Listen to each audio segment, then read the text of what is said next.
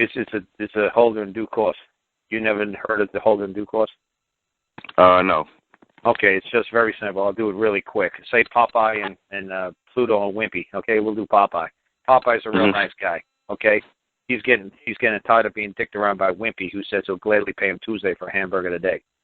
So he says, you know what? I don't want to go and break Wimpy's kneecaps, but you know what? Pluto will do it. Pluto will bust up Wimpy good. So you know what? Pluto says, hey, you know what? How many notes do you have there from Wimpy? How many IOU notes do you got? It's like, I got $1,000 worth of IOU notes. Pluto say, hey, I'll give you $20 for all of them. Popeye says, great. I'm just grateful to see Wimpy out of my face. You know what?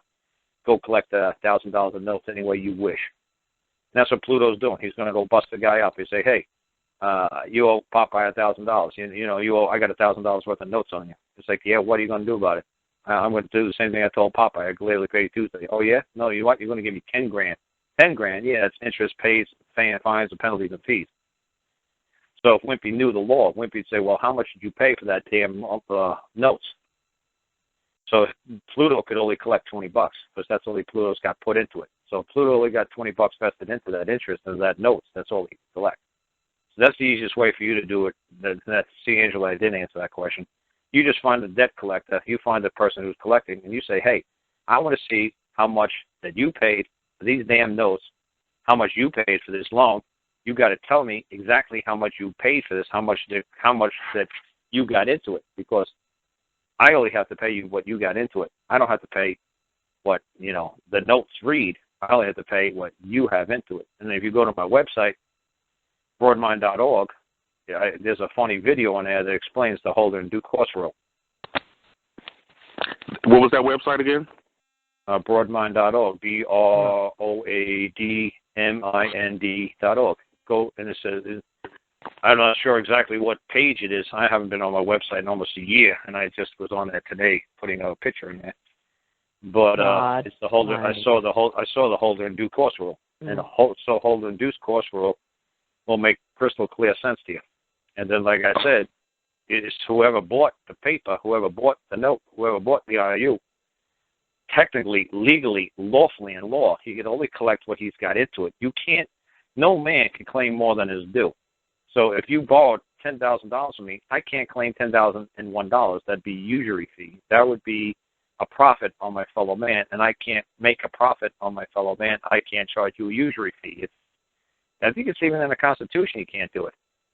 So I can only claim what's due. Now, most people don't know that's unlawful and illegal to you charge people fines, penalties, interest, and all that other stuff. That's unlawful. You can't do that. But most people don't realize it because we've lived with it our whole entire adult lives that, well, they're going to charge me a fine and interest rates and penalties, fees. No, they fucking can't. They can only claim what's due. They can't ask for one damn dime more. They can't do it.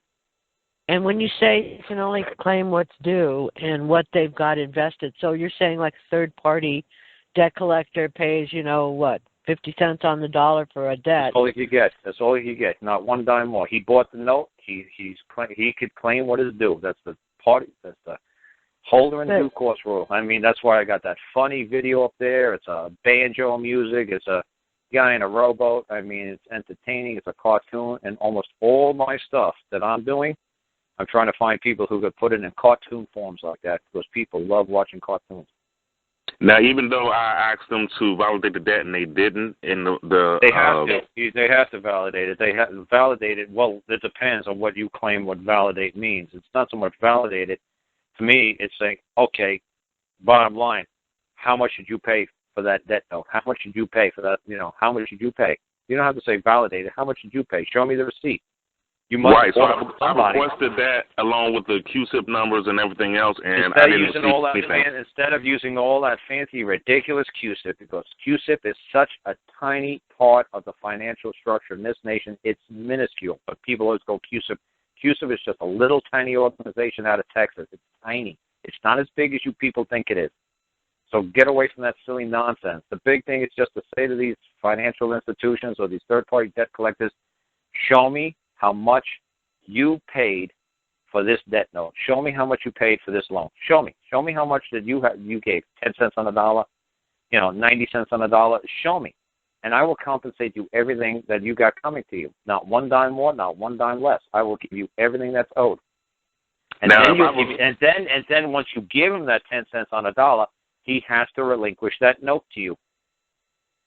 He has to give you the IOUs, just like Pluto, Wimpy, and Popeye. Once Wimpy gives Pluto that $20, Wimpy he could get the right to take those $1,000 worth of bills, $1,000 bills, back in his possession. Pluto's got to turn them over. Even though they're worth $1,000, he only paid $20 for it. Wimpy gives him $20. Pluto's got to give him $1,000 bills back. Oh well, that's the law, and every damn judge knows it. You guys don't know it because you're too busy watching, whatever, and you're too busy studying Q-sips and ridiculous nonsense like that you don't have to be studying if you just knew the simple basic law of this land. So if I requested how much it's supposed to be and they don't respond, then what? They will respond. Well, obviously, they will never respond. Bob and Susie and Billy might, but unless you know somebody named Susie they or Bobby they will never respond. There's no such thing as a they. You got to get these silly pronouns out of you guys' minds until you live a simple lifestyle. And stop. So I sent it to the chief financial officer of the company, and okay, you're right. You go talk to Bob, who's the chief financial officer, the CFO. Okay, you talk to Bob, the CFO, right? And I requested them to. Oh, go ahead. And you can say, "Hey, Bob, I believe you're the CFO. How much did your company invest into this note, this loan, this debt that I owe to Bank of America? How much did you invest? How much do you have in it? How much did you pay for it? What do you got coming to you?" He might say that he bought the note flat outright, or he might say he's going to collect a portion. He didn't buy it, but that he's got he's a third party in the debt collector, but he's actually working as a contractor for the bank, and he's going to get 10% of whatever he collects. He could also go down that route with you. That could be an option. He could be a contractor. So I already did that, and I gave the chief financial officer 30 days to respond, and I received nothing at all. Okay, so you said you're right. You didn't write to Bob. You wrote to the CFO. You didn't say Bob. But I put their name in there. Yeah, whoop-de-doo. You got to say, "Hey, Bob, I believe you're a man. I believe you're saying that another man, I owe you a debt. How much do I owe you, Bob?"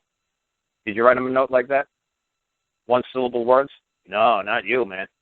No way in the world. No way in the world you stuck to one-syllable words. No way. And like I said, when the judge in England said, somebody called me up from England, he says, "Holy shit, Carl, you're absolutely right." I said, "That's right, but right about what this time in particular?"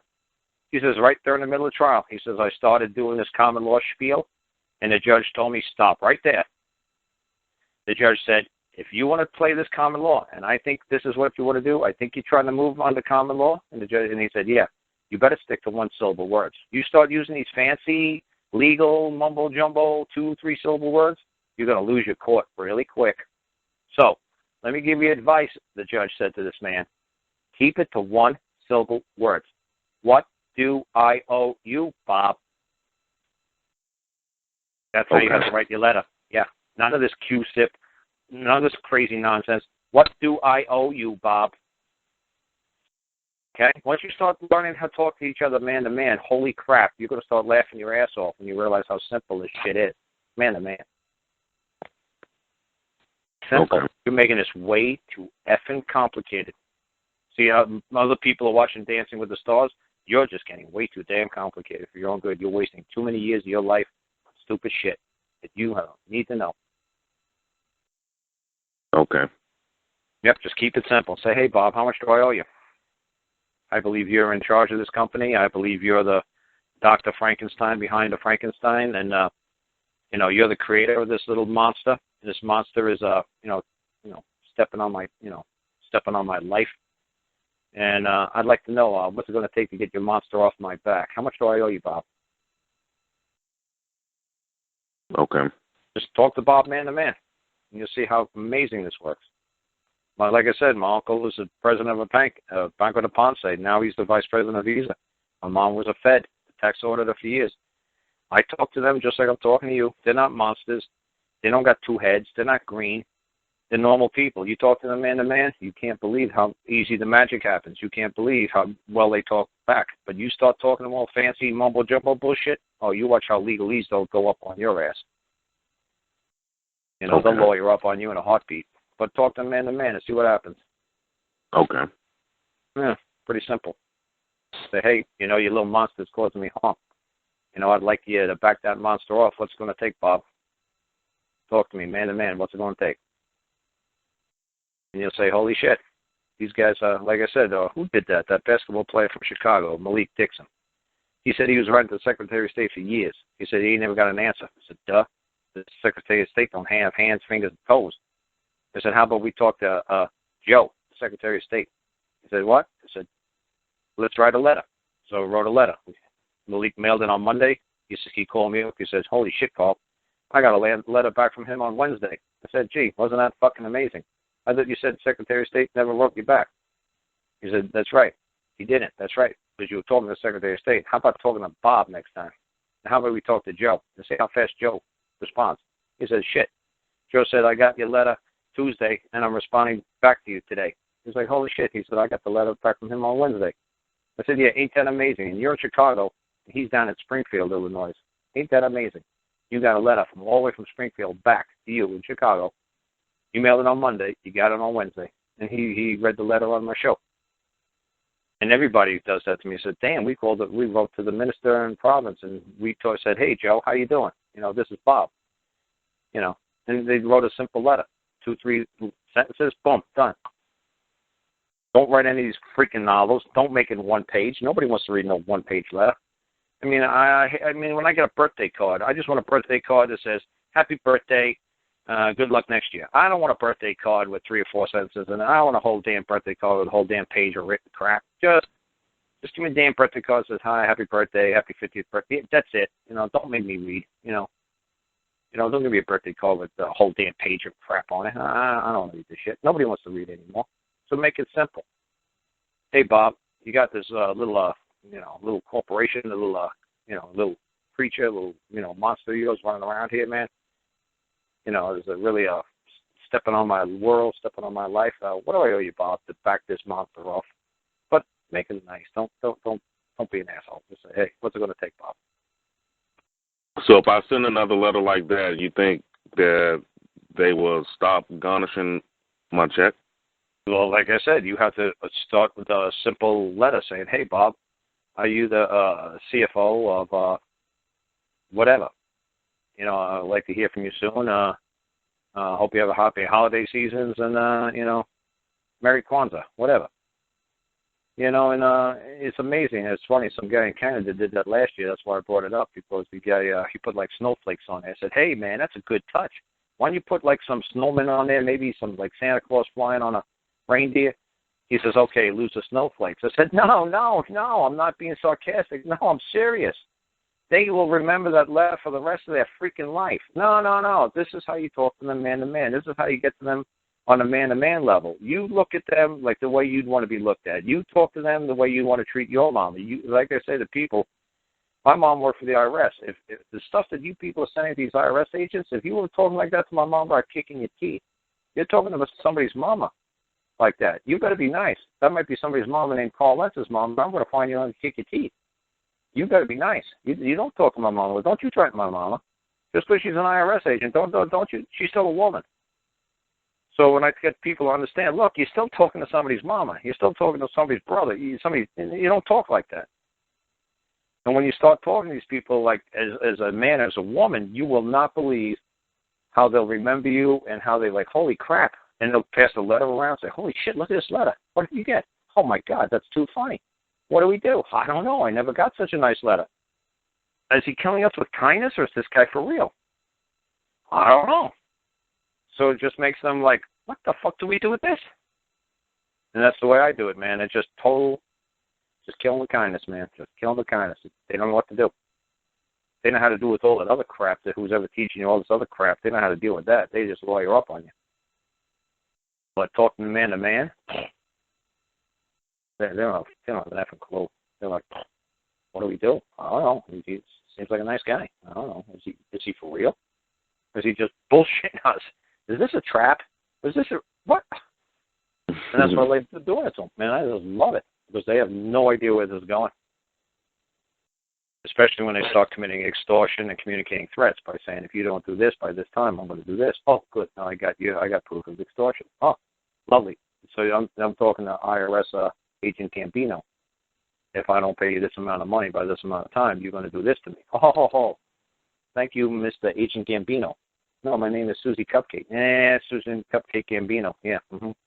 But you just committed extortion, honey. You just threatened a man. You said if I don't give you a certain amount of money by a certain amount of time, you're going to take my car and break my legs. Mm-hmm. Yeah, well, I know what a Gambino is because my sister married one. So you're a Gambino.